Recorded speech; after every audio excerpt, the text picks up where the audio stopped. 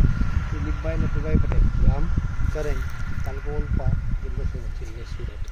આપણે આ ડાંગરની વાવણી કરી છે, એમાં ઇન્ડિયા એગ્રોની કઈ પ્રોડક્ટનો ઉપયોગ કીધો? એમાં ઇન્ડિયા ગ્રોમાં ભૂવસ્ત્ર અને ગ્રો મેજિક. હા, હવે ભૂવસ્ત્ર અને ગ્રો મેજિકના ઉપયોગ કરવાથી તમને તમારા પાકમાં, ખેતરમાં આજે એ ફૂટારો છે એ કેવો લાગ્યો? તમે જોઈ શકો છો કે એમની કન્ડિશન. ભૂવસ્ત્ર અને ગ્રો મેજિક વાપરવાથી હમણાં હાલની ફૂટ જોતા 30 થી 32 છે. 30 થી 32 સળીઓ ફૂટી છે. 65 દિવસનો ખર્ચ છે. 65 દિવસનો ખર્ચ છે.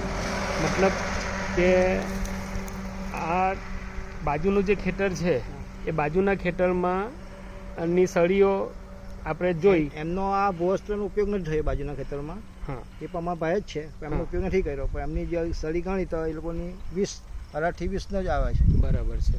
અને રાસાયણિક ખાતરમાં એ લોકોએ વિંગે 4 ગુણ નાખેલી છે, ડબલ છે. જ્યારે આપણે રાસાયણિક ખાતરમાં વિંગે 2 જ ગુણ છે. 2 ગુણ નાખી છે. સાથે આ ભૂવસ્ત્ર અને ગ્રો મેજિક છે. મતલબ કે ભૂવસ્ત્ર, ગ્રો મેજિક અને રાસાયણિક ખાતર 50% કરી દીધું.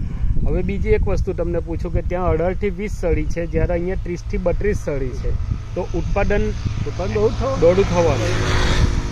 તો દિલીપભાઈ, તમે આ ઇન્ડિયા ગ્રોની ભૂવસ્ત્ર અને ગ્રો મેજિકનો ઉપયોગ કરીને સંતુષ્ટ છો? સંતુષ્ટ. એટલે બીજો એક પ્રોબ્લેમ કે અળસી.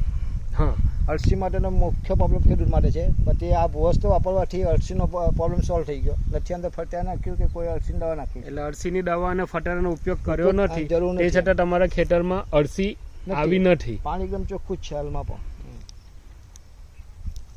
તો દિલીપભાઈ, તમે તમારો સમય આપ્યો એ બદલ આપનો ખૂબ ખૂબ આભાર. જય લાઈફસ્ટાઈલ, જય હાર્મની.